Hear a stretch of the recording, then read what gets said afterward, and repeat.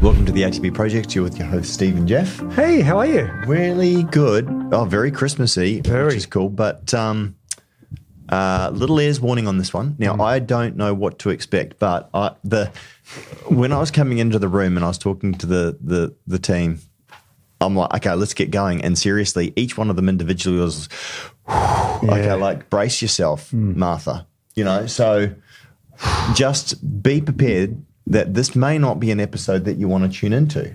Especially if you're under 18. Definitely. Right. Is it R-rated? It's R-rated. Wow. It has to be. I mean, these are legitimate questions. These are absolute, but we've altered them to protect the innocent. A lot of people drive to work, as I do, have the podcast on or what have you, with the kids in the back. Yep. All right. Stop, pull over, keep the kids out and keep driving. No, don't do that. Don't do that. But maybe don't listen to this one when the kids are in the car. If you know, or maybe not in a public place. I mean, the embarrassment factor of some of these questions, by the looks and the sort of. Well, I love it. I mean, like as I said, I'm professional. Jeff has no idea what these questions are. I don't. In fact, I don't like ever coming into any podcast really with much, because I like to just sort of react in the moment. So I'm actually quite intrigued, right? All right. But again, the like Matt, who sort of produces this with Brooklyn, they're just kind of wincing already. So boy. All right, So you've been warned. Yes. So everybody's I think we're good. Covered. Right. Let the R8, let the game. Are you not entertained? Well, let the games begin. Well, the first question's for you then, Jeff. All right, bring it on. You ready? Lay it on me. Straight face? Yep. Okay. I believe that there is a possibility that my partner produces too much semen. Is this normal? And the second part is, what would be the normal amount of an ejaculation? And if this is too much, is there a way to limit this? I don't know. That's a really good question, because I haven't actually... All right. So in the private schools in New Zealand, they used to have, sticky bicky and soggy sailor. Oh, yes. But I never used to participate in those games, right? You better explain what that game is.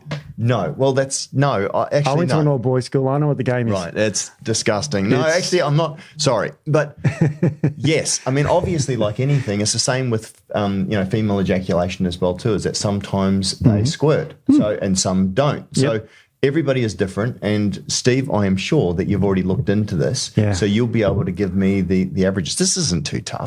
These are interesting questions, because, I guess I know that for a lot of people, it's sort of like, whoa, but if you've got a partner who seriously just gushes everywhere, you want to know, is there something wrong? I'm sorry. I mean, these guys, no one can make eye contact in the room, right? But I'm serious. For some people, and I know, and I've had friends before as well too that have had girlfriends that have had the same issue. Yes. Some people don't care. Other people like it. I mean, some people don't like it at all, and it can make guys and girls probably quite. Self-conscious. And you shouldn't be, right? It's just a bodily function. Of course. What I was going to say with guys, though, Steve, and I'll let you give the professional answer.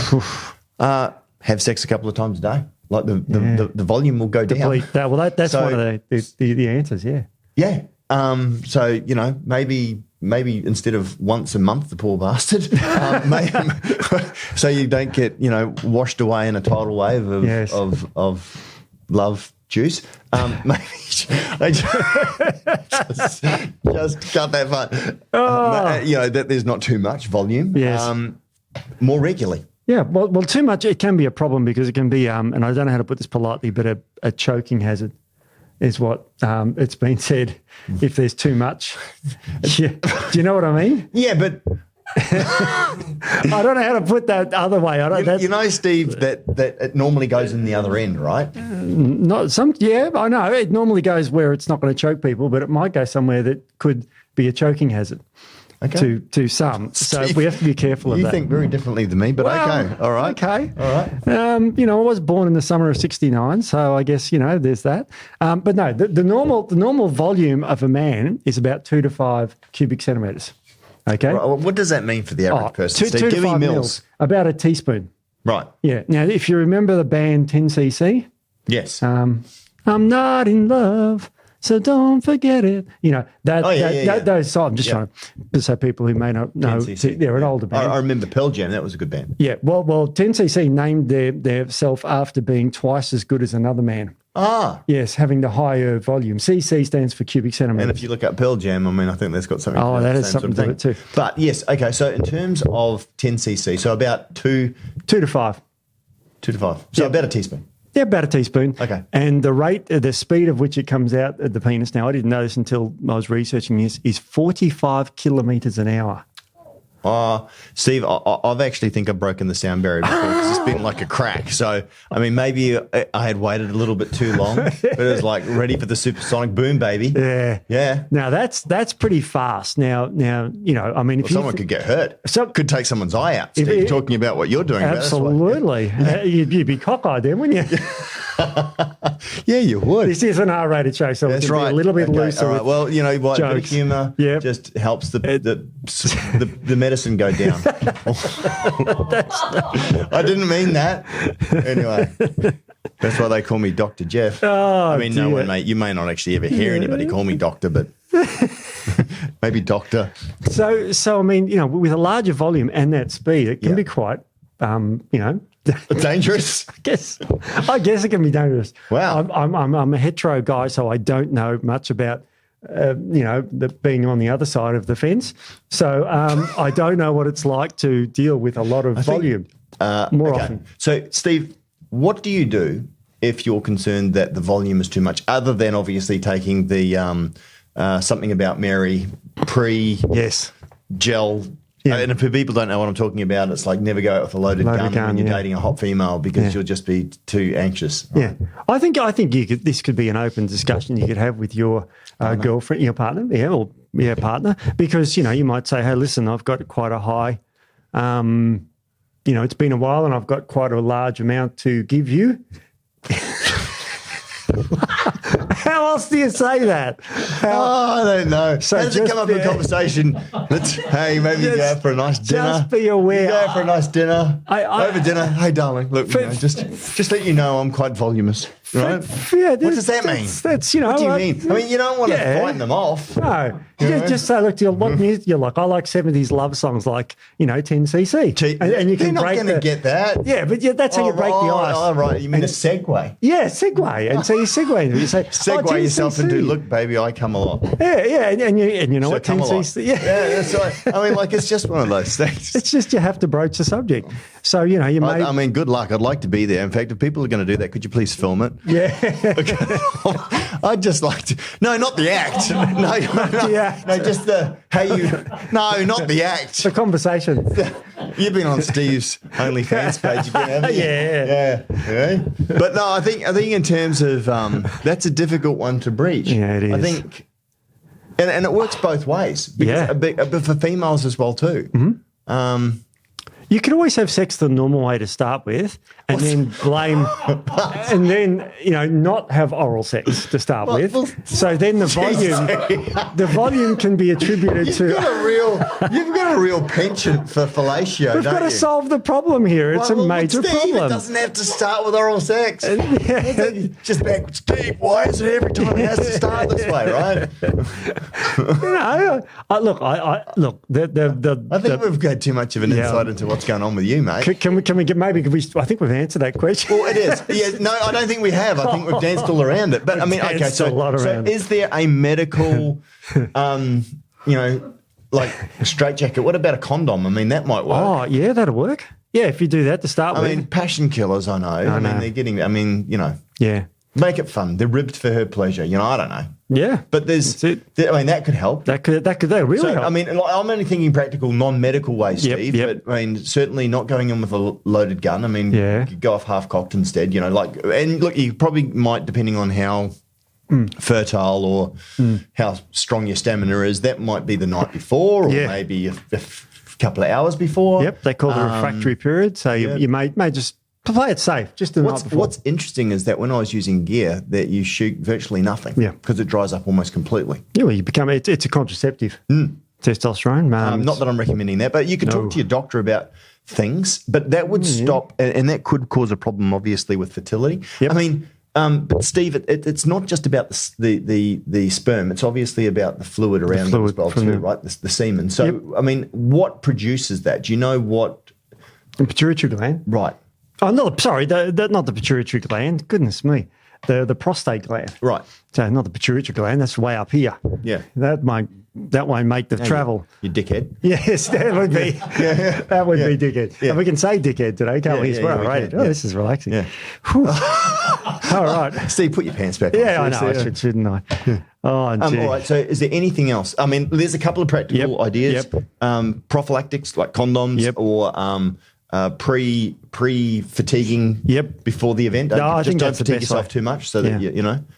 Is there anything else? Any other medical sort of ideas that you've got? Not really. Well, you're pretty bloody useless, Steve. I come up with all the answers. Because you're supposed to be the smart one. I know how to improve the volume. There's plenty of ways to do that. And that's zinc. Yep, zinc, arginine, all these sorts of supplements you can do to improve the volume of it, but never to diminish the problem. Yeah. Well, it would be interesting. So, you know, in terms, dear writer, I don't know your name because that's being no, we don't know redacted. Yes, definitely. For your protection. Yeah.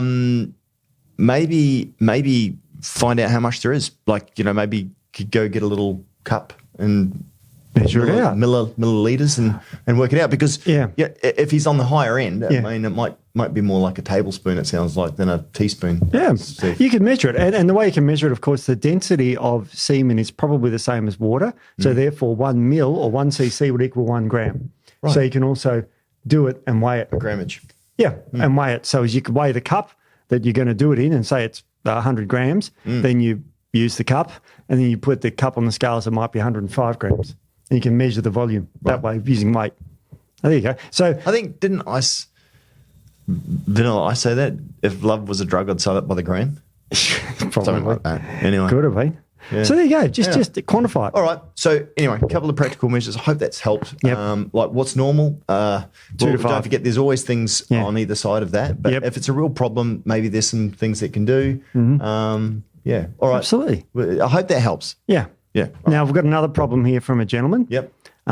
If I am wanting to enhance the size of my penis, is there something I can take, or is it all myths out there? I love this that question. Supplement can help. I love this question. What would you recommend? Well, I myself personally, Steve-O, I do not believe I've tried every. No. Look, if you've got 8 inches, you want 9. I mean, if you've got 5, you want 6. If you've got 12, you probably don't care. No. But in terms of, you can't make eye contact with anyone. I'm just looking at the time going. That's exactly right. Steve-O, this is a really good question. Yeah. My understanding is that you can make it bigger when it's not erect. Yep. But there is nothing that you can do that I know of, Steve. No, there isn't. Have you looked into it? Yes. In great detail? Great detail. Every day, mostly. Damn it. I was hoping Steve would go, actually, Jeff, there's a herb. There's a, what happens I wish there was. You can't stretch it. I mean, I see people putting weights on it. I mean, they're talking about this, you know, African. Shouldn't what handle about that. like penis pumps and stuff like that, Steve? They grow it for a short amount of time because they reduce the air pressure around the penis, so the penis then expands. But it goes back to its normal situation. There is one relatively... But you don't want to damage it, right? I mean, at the end of the day, as they say, it's not the size of the wand, it's the magic in the stick, right? It's magic in the stick. There is something you can do to actually increase the size of it when it's flaccid, and there's a minor surgery you can do. That's all for show. Yeah. It's all about the go, Steve. I mean, realistically, you know, some are showers, some are growers. It's like guys walking around with massive dicks as well too. You could say, well, you know, they might not actually get that much bigger when they're actually erect. So don't judge yourself against other people. But the average size of a male's penis is around about 9.5 inches. That's basically on mine, Steve. Is that right? Yeah, I wish. Yeah. No, look, I think the average size is about 5.8 inches. Okay. It's like nowhere near the good old every 6 guy inches. every guy online says, oh yeah, I'm 12 or whatever. They make things up. Yeah. But the penis itself, you know, sits like that. For those who are watching online, and if you cut a little tendon there, it droops out like that more. So there is a little procedure you can get that causes the penis to fall out more. Well, probably the guys in the change rooms. That's all that would impress. Yeah. No. The only one that's really interested in that is guys. But bad news, mate. I'm sorry. There's you shake what your mama gave you. That's all you got. Exactly. And you can make your erections harder and fill up with as much blood as possible. That's about all you can do. Yeah, that's nitric oxide, right? So like Viagra, but you can use other things like zinc will help in that as well. Zinc and all those. All those amino acids. Yes, so all these African wonder drugs and all the rest of it as well too ain't going to work. No, not going to work. You can't, unfortunately. Unfortunately, all men would say unfortunately. Yeah. Very, very small percentage would go, I'm happy with what I got. Yeah. No, it's like women. I mean, we've got a women's question coming up next. Okay. But then, there's usually parts of their body that they're not happy with. Everybody's always finding something that they're not happy with, right? Yeah, of course. You know what? Just relax and go with it. If you can change it, good. And I'm not accepting things just, roll over and just accept it. But you've got to get to a point you go, is it worth it? Can I actually make a difference here? Yep. But at present, Steve, there is no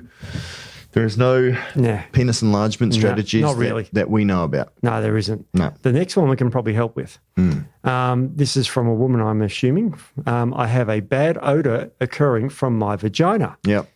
Is very common. Yeah. Is there a normal scent that women should have? And is this a sign of something bad? Do you have any products or recommendations that can help decrease this? When should someone be concerned enough to see a doctor?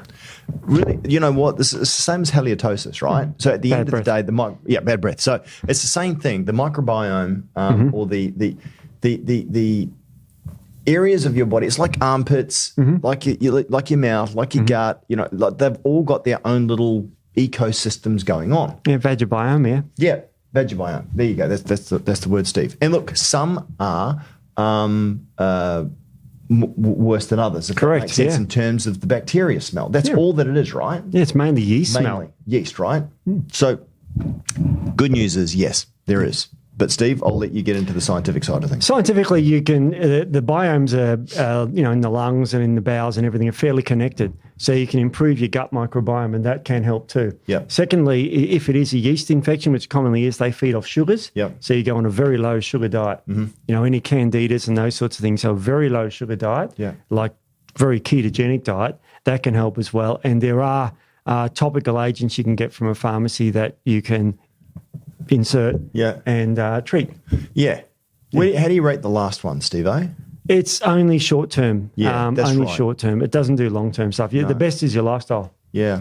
And, it depends on what it smells like, any group of bacteria and, biome do smell to some degree. Yeah. But so there's always an odor there, but it has to be quite an offensive odor, and she could ask her partner if that's the case. Steve. So short answer is, I guess, if you've got a problem there, definitely consider lifestyle. I mean, for me personally as well too, I think things like postbiotics, looking after your gut health, I think would probably be a great place to start, and that will have a systemic effect. Don't forget, Hippocrates said that all health starts in the gut, and we firmly believe that. From what you eat, I mean, even if you've got bad breath and all the rest of it, yes, it could be dental caries. Yep.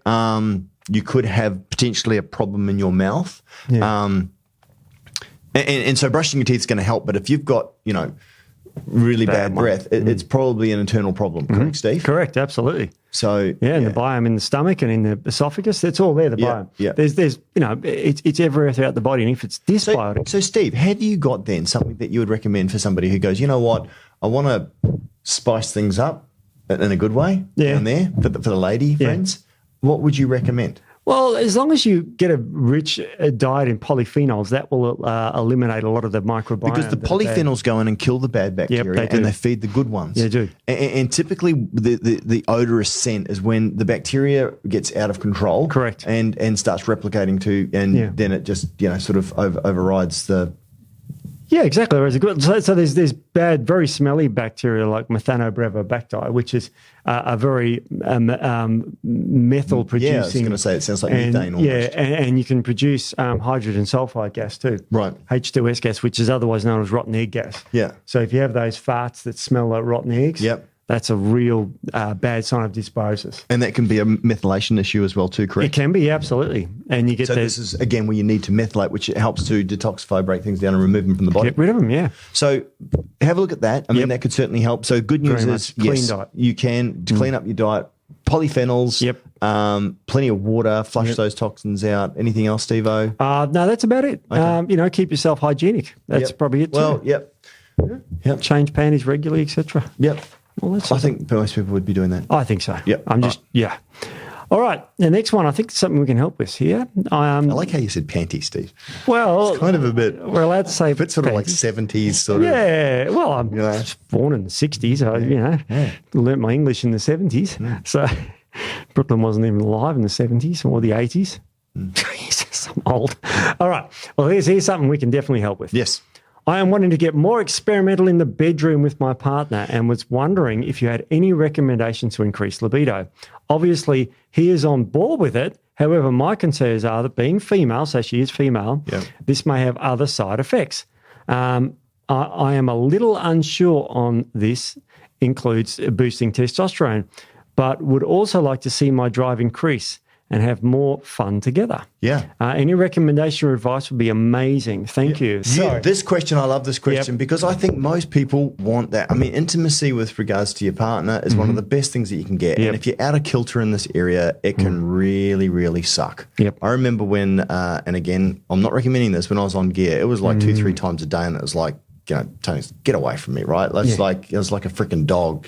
Get the tail out the way, But it's just you just go through the roof. It becomes, and the imbalance is problematic, that's the thing. So look, Steve, I'll talk from my point of view. I'm not going to recommend any people's products here. I'm going to talk about ingredients, but for men specifically. Absolutely, number one should be zinc. I think zinc is absolutely paramount for a natural, healthy sexual function in the body. That is the foundation because you can take your tribulus, you can take shilajit, you can take other compounds which help. But I believe personally that if you don't get enough zinc, that you're going to be getting diminishing returns. Correct. Having said that, I also think that tribulus is natural. I think tribulus is fantastic.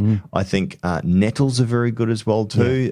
Stinging nettle. And Steve, what else do you think in the nettle family there? Tongkat Ali is a good one too. Look, Tongkat is brilliant. I mean, I think, is that Malaysian root? Yeah, Malaysian ginseng. And it's absolutely brilliant. Korean ginseng as well too for females actually. In fact, females ginseng. It can make you go a little bit crazy. Yeah, it does. And Tongkat's also good for females as well. Very too, good right? for females. So for males, definitely zinc. Yep. Tribulus, I'd be looking at tribulus.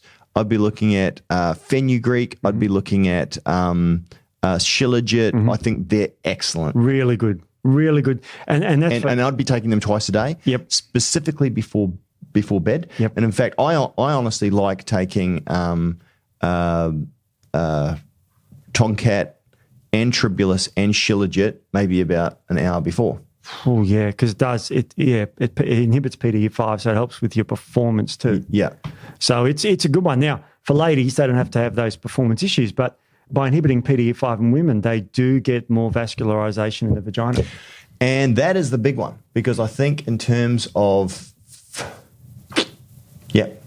So it will help her become more sexually We active. looked, Steve, at retrofitting one of our other products to increase nitric oxide in that area. Oh, yeah. You can use things like topical arginine and things like that as well too. I don't know if people are doing that, but that can help. There is a product, I can't remember its name, and luckily I can't remember its name, but there is a product from a practitioner I know who about 10 years ago released a female lubricant that increases vascularization. I know arginine was one of the ingredients in it. Yeah. Yeah, can't remember what it's called, but it was so there's all those sorts of products, but I think also a bit of communication, totally knowing what you're up for, because what he suggests, she might go, oh, that sounds great, and be all for it. And, everybody's different, but I don't know too many men that wouldn't mind sitting down with a female going, all right, what do you want? Yeah. I'd be like, giddy up, right? Yep. Most men. Now, I appreciate if you're depressed. Like a friend of mine was on antidepressants, and he said, Jeff, seriously, it was like I had been neutered. Yes. He goes, the thought of having sex actually grossed him out. Yeah. But it's a very unusual reaction. Yeah, it's common with SSRIs particularly. Right. Selective serotonin reuptake inhibitors. So those things can obviously have an impact as well too. But yeah, I definitely think starting with a good conversation, going, hey, let's have some fun. Let's do something a bit different. This is getting a bit stale. Yeah. But I would definitely discuss it. I would talk about it, what you like, what you don't, what makes sense for you. At the end of the day, you love that person, you're with them, you want to make them happy, they want to make you happy. Yeah. If something's not working, you don't like something, without that fear of rejection, just talk about it. But yeah, I think that can help a lot. Water-based lubricants are also a lot better as well too. They can help a lot as well too. Coconut oil. Pardon? Coconut oil is good too. It's a natural lubricant. There you go. Yeah. Yeah. It's got some agents in it that are antimicrobial too, so that can help with... maybe the aforementioned problem. Yeah. Okay. Yeah, very much so. You can use that as lubricant. Yeah. Because coconut's got great antimicrobials in it. So, menzinc, tonkat ali, fenugreek, panax ginseng, shilajit, fantastic. Morning and night. Yeah. Obviously, stress is a big one as well too. Plenty of good quality sleep. Going to bed at the same time helps a lot. Yeah. Just going to bed at the same time is actually probably a good thing. I go to bed about 8:30 nowadays. Right. Being an old man and stuff. Yeah. Yeah.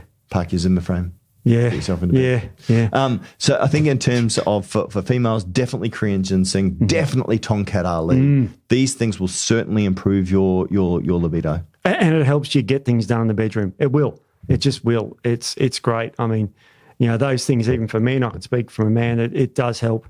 It's amazing. I love it. Yeah. Probably at 52, I need it too. Yeah. Good one. All right. I hope that helps. Does that sound good? Yeah, that sounds good. The next one is a real tricky one, unfortunately.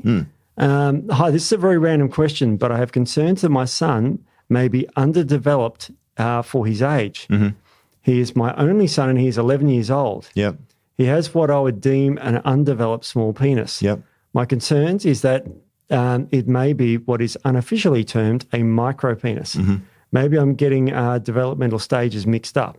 Mm-hmm. I just wanted some guidance on anything, on what I should be doing with his diet or growth as a boy entering puberty. Mm-hmm.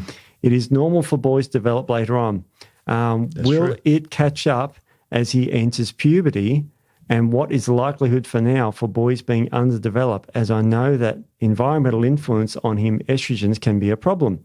Yep. Apologies for the detail. I just want to know what would help him and if he needs medical intervention or hormonal support. Well, You got two sons. I've got two sons. Mm-hmm. My oldest son had a micropenis. Right.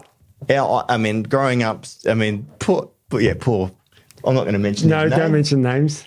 Well, the story changes. He is hung like a freaking donkey now at 13. Glad to know that.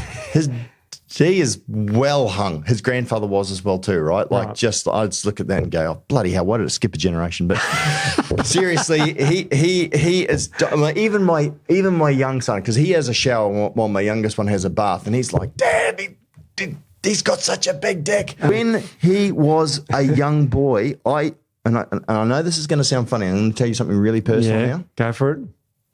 I'm a man of faith. I believe in prayer. I prayed that it would grow. Oh. And I am not kidding. Because I said, oh my gosh, and his cousin, they share the same grandfather. They called him Tiny. Do you know why they called him Tiny? Because he was big. He had a huge dick, apparently down to his knee, right? It was like crazy. And his cousin, from a very young, they were afraid to put the pin in his nappies because he's he had a massive wang even when he was a baby. So I'm like, hang on a minute. Yeah. Well when he was 11 years old, do you remember back then? He's 13 now, isn't he? Yeah. It really didn't kick in until it's like, I would say he's 13 now. He's nearly 14. Yeah. It didn't actually really, I didn't notice it. And it sort of got a little bit more normal. Yeah. And then by the time, probably not until around about 12, probably only about the last year. Yeah. And he started to hit puberty. His voice is starting to break. He's starting to smell. Mm. And so, Steve, there is a lot of changes that happen around puberty, right? Yeah. So, and don't forget, some are showers, some are growers. Yeah, that's true. And I know this is funny, but some guys can look quite small until they actually have an erection, and it's like, oh, okay, well, that's a bit, And some guys just small and small, though. And that's true. But, Steve, there is hope. And look, Hey, I charge. 52, is there hope? I charge, $2,000 to come and pray for your son. Oh, yeah. Well, that worked. Yeah, I mean, I don't know if that was obvious, but seriously, I was so, because I understand what you're saying. I was concerned for my son as well too. I mean, the last thing that you want is them to be missing out on something, or ridicule. So, Steve, but he's tall now. He's nearly as tall as me, and he's 13. So but he's big all over. But except for his muscles, he's built like. Oh, he's still thin, isn't but what, Steve, can you do if you're 11? You haven't gone through puberty. Mm-hmm. Is there treatments? Because when you're a man, there's nothing more that you can do, right? Mm-hmm. Taking testosterone.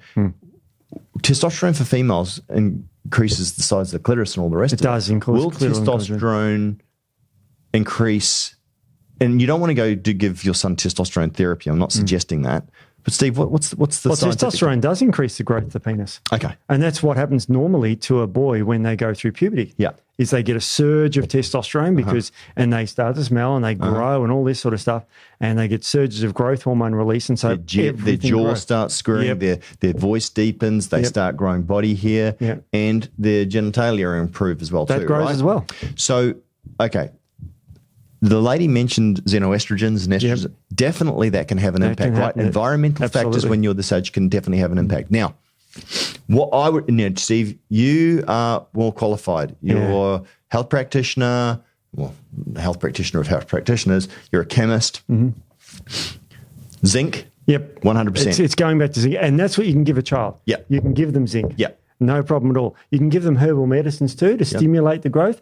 Like Tribulus is probably the best one. Because I was going to ask, when's too young to start this? It's not too young at all. I mean, Tribulus, all that does is drive up LH and FSH to stimulate. Luteinizing hormone and follicle stimulating hormone. To drive the natural production of the boy's testosterone. If you give testosterone, you actually suppress the natural production. You do not want to use chemical intervention here. No. That will create a straitjacket. Yep. There may actually be some physiological short-term changes, but 100% I agree with you. Encourage the body's natural production of testosterone.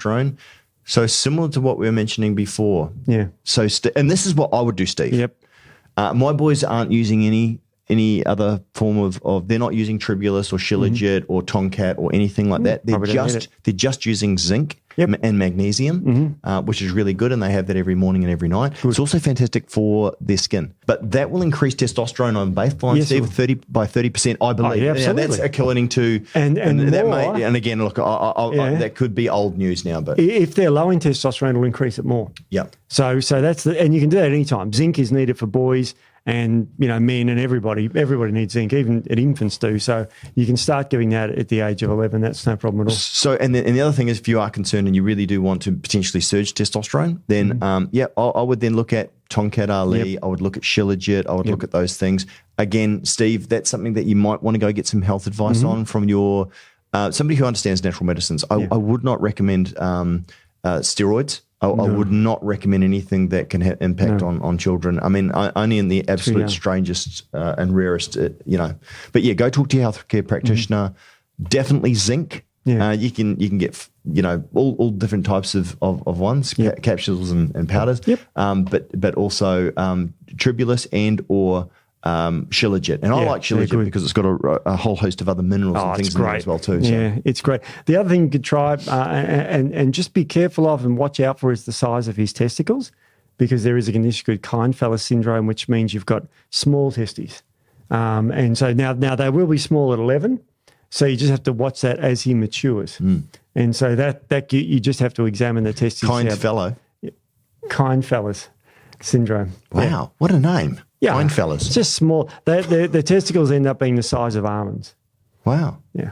And also there's other chromosomal issues, but I'm not saying, I wouldn't suggest that, at 11, as you've correctly pointed out, boys can develop very quickly. Through their very early teens. So, it's not a real, I wouldn't say this is super freak out about it. Yeah, not at this stage. No. And as I said, if my son's anything to go with, and look, I didn't have a tape measure every year, it's your 12th birthday. Yeah.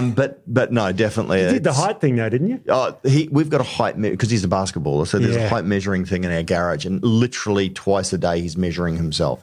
So, He's probably 5'11" now. He's not, I'm just over 6 foot. Yeah. He's 6 foot. He's nearly 6'1".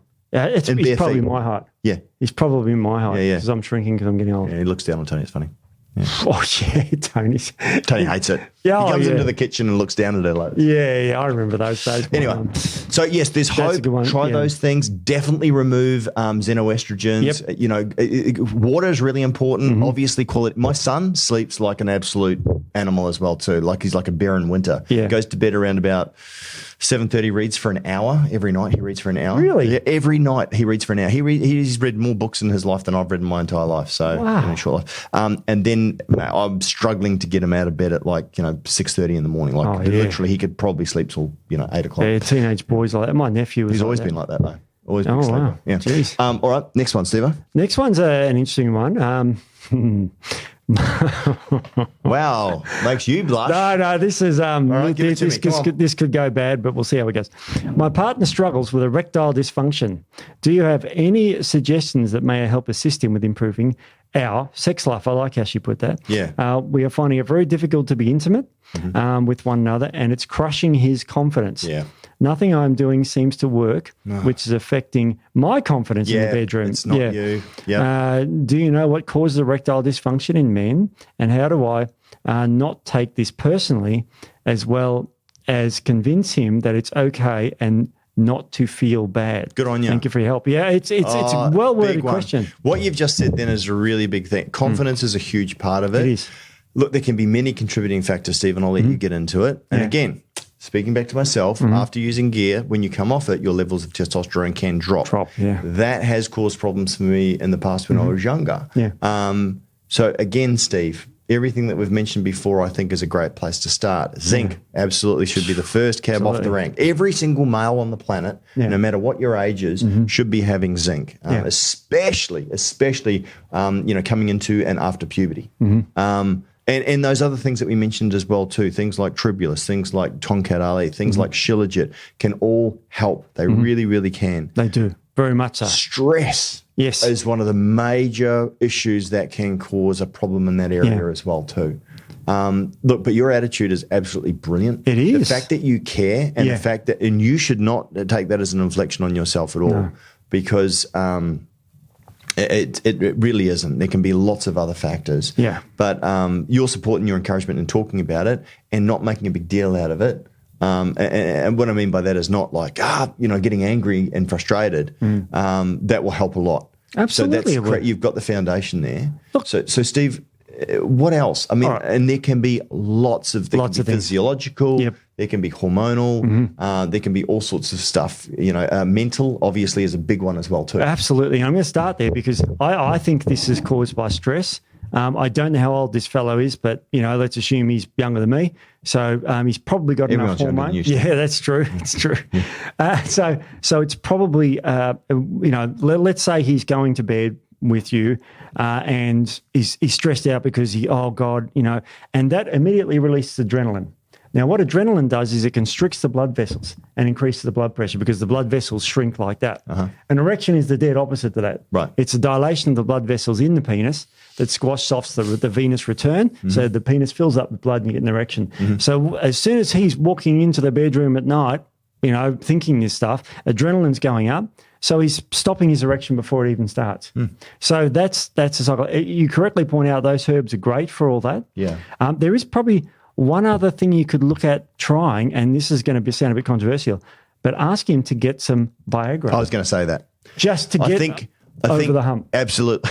Yeah. Or to start humping. Start humping, that's right. No, I do agree. And the funny thing is that, like, from a point of view, from intervention of medicines that are well documented, that we have an understanding of, if you're aware of the side effects, short-term use of these things can be a good, jump start, if you like.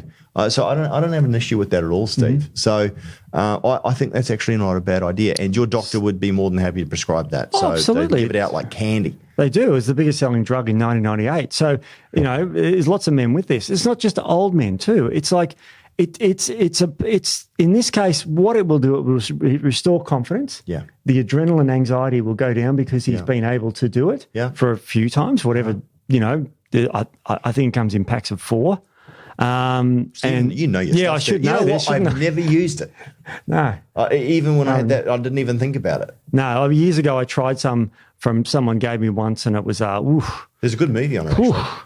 You got yeah, there is too. yeah, the guy who actually started selling it. Yeah. And it was sold for something else. Oh, blood pressure was the original use for Viagra. Yeah. Because it dilates blood vessels in certain areas. Yeah. And of course, if you dilate blood vessels in the penis, that's what you want. Yeah. But this was to dilate blood vessels in the coronary arteries to reduce blood pressure. It didn't work there. And so there was no blood pressure changes. So when they said, oh, this is stuff shit, so send it all back, please, guys, the middle-aged guys that were given to, and they didn't. All the placebos came back, but the Viagra, it wasn't called Viagra at the time, but the drug incessin didn't come back. And they said, why? And they said, because it's helping me. And so then they went, oh, okay. What a great discovery. What a great discovery. Because what it does is, you remember we talked about nitric oxide, and that dilates the blood vessels. Yeah. And then that gets broken down by this enzyme, so you don't get an erection. What's the for enzyme hours. called again? Phosphodiesterase 5. Yeah. And so that enzyme breaks down the nitric oxide, so eventually your dick goes limp, okay, which is what you want. You don't want it erect all day. Yeah. Nobody wants a limp biscuit. No. And eventually it I like just... limp biscuit. They're a good band. Absolutely. Yeah. And so what are all these bands, but like... Sexual names? Yeah. Oh, there's Sexual lots of... chocolate. Yeah. Remember that hot from the chocolate. 70s? It was hot chocolate, wasn't it? What was it called? I don't know. Sexual chocolate. Maybe it's just my mind. Anyway, keep going, Steve. Your story's mine. And so if you inhibit the enzyme that breaks down this nitric oxide in the penis, then your blood vessels stay dilated for longer and stronger. So you get a very, very powerful erection.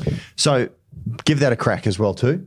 I think in terms of, there's some of the other things, lifestyle things as well too. Yeah. Take a day where you just have a day off. Go and see a movie, maybe at home. Just relax. Yeah. Enjoy your day before then you maybe try and get into it, because if it is stress and your head's somewhere else, it's very hard just to relax, wind down, and have a few drinks, not of beer but of red wine, dry red wine, because that can increase testosterone level. Try that. Have some chicken. Have some chicken. Yeah, sorry, that's Anchorman. I love that show. Anyway, I think in terms of relax, try these. Try depend. If you want to try natural, if you like me, I always try all the natural routes first. If that doesn't work for you, then I would go and see the doctor, get some Viagra. Viagra, there's a number of them now. There's Tadalafil, there's Cialis. There's a few drugs out now that do the same thing. Cialis is called the weekender because it lasts in your body for 20 hours. So it not the erection. Yeah, because that can be a problem. If you take too much of it, then you have to go to the hospital and get it drained. Right? Drained with a needle. Otherwise, you get necrosis. Because it stops blood flow to your penis. Yeah, blood stops, oxygen stops, flesh starts dying. But that's only if you take too much. So don't stress too much about it. And you got to remember that usually once you ejaculate, you get a release of prolactin, which causes impotence. Yeah. So you get that, it goes down after. And Viagra doesn't give you an erection. It just makes you very much more receptive to getting one when there's stimulation. It doesn't give you one. Right. In the olden days before that, they used to give you injections of prostaglandin E1 into the penis, which would give the person an erection. Wow. Like, it would just give it to them because it caused that dilation. Don't want that. Thank God those treatments are gone. Now it's just a little blue pill. Take it an hour before you are engaging, and that'll help. Well, I'm enjoying it, Steve. Yeah. Well, this isn't so bad. No, it's not so bad. The way you guys made it out is like you can't talk about this stuff. So this is really normal. Done yet. Like so many of these things are happening to people all the time, and it doesn't get talked about. So it's All right, now this is a good one. This has actually got more. I have been recommended to consume creatine monohydrate to assist with performance in the bedroom. Is this true or a myth? Is it similar to a vasodilator I haven't heard of,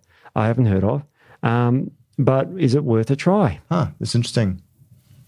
I don't think so, Steve. It's not a It's funny because when I read that, I went, "Oh no, that won't help you, Dick." But then I thought to myself, "Is that your scientific opinion, doctor?" Yeah, but here's the classic thing. I actually think it would be good to help you in the bedroom if you're undergoing physical activity in the bedroom, like it becomes very physical. Yeah, you got more strength. Throw them around. That's what I was going to say. Throw them around because we could be in trouble for that. Gently and appropriately and yes, all that. Then yes, you can throw them around. Yeah, you can pick them up. Yeah, women should be throwing the men around now. Absolutely, that's what they should be because this is equal. That's exactly right. Absolutely, and women can do it as well too. Absolutely, they can. They can. So. I mean, both of you take it because then you got more strength, and if that's so you can shag harder. You can shag harder. That's exactly what I mean. I love it, Steve. You can got more energy to get up and go. Darling, and just lay them back in your arms. And that's not you, is it, Steve? Well, sure it is, but sometimes you want a bit more. Do you? Yes. You filthy animal. I'm married, remember? I'm allowed to do anything. Oh, are you? I'll ask Beck if you're Beck. He said he's allowed to do anything to you. Anything. Hang on. No, but okay. So, okay, it might help with virility and strength and masculinity. Yeah. But Steve, there's no physiological aspect of taking creatine I can think that would improve your erectile performance, if that makes sense. I wish, because I like taking creatine. But so do I. Well, I take creatine all the time. Yeah. So not that you can tell, but I do. And I love it. I think for muscle mass, it's brilliant. For adenosine triphosphate, which is kind of how it works. It increases your strength and the recycling of your phosphates back to the triphosphates. Correct. Which is the release of those that actually create the energy, right? That's exactly right. But the problem is that I can't see, other than feeling strong and being able to lift more weight, I kind of see where you're going, Steve, but that's very abstract. Yes. Yeah. It is abstract, but it's... So, no, I don't think so. Again, and it's interesting that so many of these questions are revolving around sex because this is what people want to know. This is the sort of stuff that people don't really talk about, Steve. They don't. I'll talk about it all day. In fact, I don't talk about anything else. It's exactly what we're doing today. Yeah. In fact, over lunch, Steve, we're going to talk more about sex. Absolutely. Can't wait. Yes, we will. Yeah. Especially about penises. We love talking about penises. Speak for yourself. But anyway, I'll leave you alone on that one, Steve-o. But what I was going to say, though, is that I think in terms of these are the questions that people want to know about. They do. So going back again, I think that we've got that fundamental zinc, tribulus, shilajit, Tonkat Ali. Those things are brilliant. I also do recommend as well too to sort of amplify testosterone and improve the ratio between testosterone and estrogen as well too, is using natural estrogen detoxifying agents as well too, like Vitex, Steve. Anything else there? Broccoli, the brassica vegetables, brassicas, rosemary. Those things can also enhance the effectiveness as well too. Very much so. You don't Outside of that, then again, if that's not cutting it for you, so long as there's nothing, so long as you're not looking to go crazy where things are working but you want to amp it to the next level, if you then take Viagra for that, you could have, there's always the payoff, and so you've got to look at that. Whereas with natural stuff, typically there isn't. I know with Viagra there are side effects of mild eye, because the same blood vessels are in your eye as they are in your penis. So PD5 has an effect in your eyes and in your sinus cavity, so you can get heavy congestion in your head and you can get vision problems. See, I'm wearing glasses, so it's just... He's also got hair on his palms as well, so if you're wondering. So he's going blind. You go blind. Even when your mum used to go, Steve, stop that, you'll go blind. It's like, it's probably not far off. Too late. Yeah. It's funny because you do lose zinc every time you ejaculate. So, and zinc is very good for your vision as well. Zinc is required to convert beta-carotene to vitamin A, which is very good for your vision. So zinc, and men need 11 milligrams of zinc. Women only need about 8 milligrams a day because men lose more zinc when they perform. All right. So anyway, creatine, not so much. Maybe for physical performance. Yeah. All right. Give me the next one, Steve. All right. Here we go. I have been recommended to take some testosterone supplements as my mate said he has never had such a good sex life as he does with them. Would this be recommended for me? Do they actually work for performance in the bedroom? Wow. If so, how soon do you think they may work? Well, very interesting, and this seems to be a common theme. What's really funny is that with the shilajit, and again, this is depending on the age, right? But I used to say to anybody, take this product with shilajit in it. You will notice it, I say, within 3 days. If you take it morning and night. A lot of people were coming back going, I had lead in the pencil that night. A lot of guys, when they get older, don't wake up with the morning wood. No. Right? So the morning glory goes. No, we don't. Steve. But young guys, seriously, it's like every morning, right? Yeah, I remember those days. Yeah. Steve, you need to get back on some shilajit, mate. Oh no, when I take that, it's a different ball game. It's a bit of I've actually got to be a bit problem because if is that what you call it? Yeah, now I'm saying terrible Steve things. Even knowing this to improve your ball game. Yeah, that could be a marketing. Well, it is, Steve. You're shilajit, amazing. Improve your ball game, but it does improve your ball game. It does. It does, and it's a little bit. You got to be a little bit careful with it because if your partner's not taking shilajit as well, you're going to be banging nails on the wall. Absolutely. It becomes a massive disparity, and that's a problem. Yeah, it is. Yeah. So then get her on Korean ginseng and or Tonkat Ali, hey, and maybe a bit of brandy. I know. The leg opener. So people are probably going to try that and go, hang on, Jeff, that didn't work. She just fell asleep. Right? Because everyone's different how they react to I'm alcohol. taking mental notes, I'll tell you. I'm going to give it a try again too. It's good to work. I wonder what cocktails you can make with brandy, because Tony doesn't like alcohol. So, look, I've taken testosterone a few times, but not a lot. But you actually shared stories about when you took testosterone. Oh, mate, it's through the roof. Yeah. Like, seriously, I was a sexual Tyrannosaurus. Do you want to be a bit more specific? It was like me before. And then me after. Come here. Right? There's a nice picture. Hey, all the women are just going, oh, Tony's so lucky. Yeah. You better believe she is. Oh, goodness. But no, seriously, I was just... It does. It's it's incredible. I mean, you shouldn't take testosterone supplements for that reason alone. Like no, I mean, I was using it to try and build muscle tissue, and I did. I built quite a lot of muscle on it, and but again, for older me talking to a younger me, look, I get it, and look, I tolerated it really well and didn't have any side effects. But you can get a lot of side effects depending on where you are. It may or may not be legal. You can talk to your doctor about getting, obviously, if you're a little bit older, and we spoke about that, Steve. But I like natural first, and I've changed a lot from when I was younger. I believe nature knows best. I believe finding natural remedies and natural support for things. Look, we do all age, and things, unfortunately, deteriorate. But use it or lose it. Yep. But you're ridiculous, man. But but the thing is that training, weight training, staying fit, keeping your body fat levels down, all improve your libido, all improve your sexual performance, and you look better. Absolutely. Well, I believe you do. Of course you do. Which makes you more attractive to the opposite sex, which means you're more likely to get some. Yep. And your confidence improves. So, but if you are considering taking testosterone, why not go to the doctor and get a test first? Yeah. I mean, but also get estradiol tests, get DHT tests, get all your hormones around testosterone tested, because you may benefit from testosterone supplementation. We did a podcast on it. It is highly beneficial for people who are low in testosterone. It's like anyone who's low in a hormone, if you replace that hormone with natural or with testosterone, you will improve. Yep. So to answer your question, it's funny, it's certainly on trend and on topic at the moment. Yeah. Absolutely it will. And depending on you. So again, you've got polymorphisms, you've got the way that you respond to things, but certainly all the advice we've given to everybody else, give it a try. You don't have a lot to lose, and you've got a big upside. So I 100% absolutely recommend it to everybody that I talk about. You're trying to improve performance in the bedroom. Anybody really over the age of 18, I think you're going to get good benefit, especially if it's a little suppressed. But yeah, there is a very healthy level, and men typically are quite actively, and everyone's different, so you can't say the norm is, because I guess, but across the spectrum, is that normally quite sexually active. So, very much so.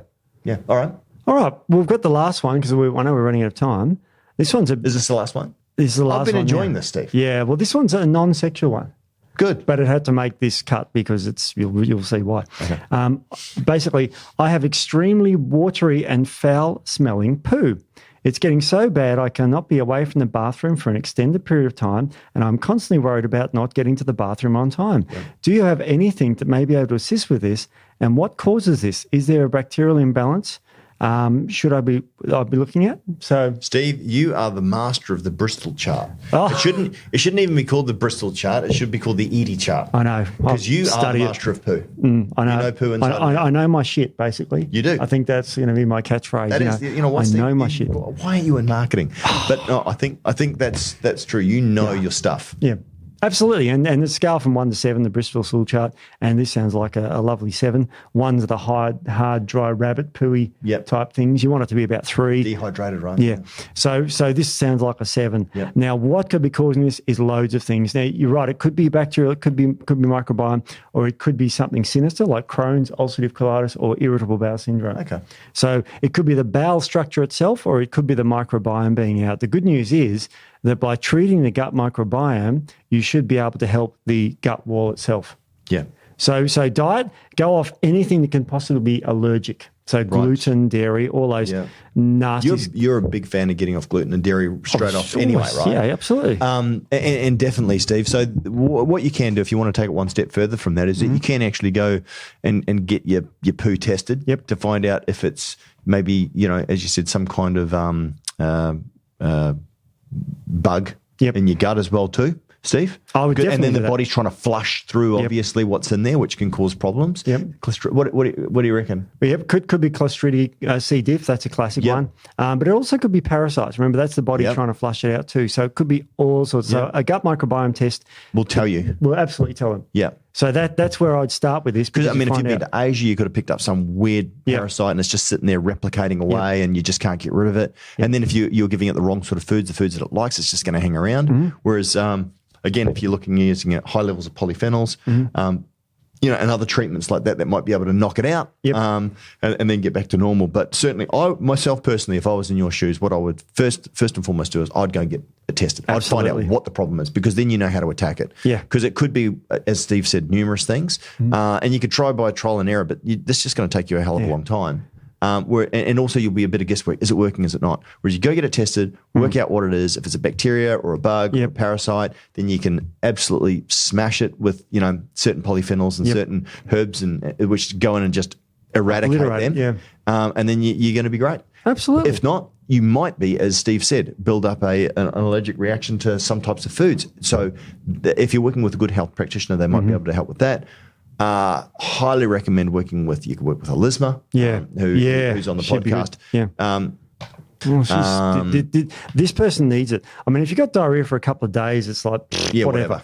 But and what I don't like is the foul smelling poo. Yeah, because that's an indicator of a microbiome. Yeah, that's a classic one. That could be something nasty. So definitely get it tested. It could be Giardia. It could be something really bad. Yeah. So and you want to knock that on the head straight away. Oh, absolutely. Yeah. So get off. If it is Giardia, Steve, what would you use?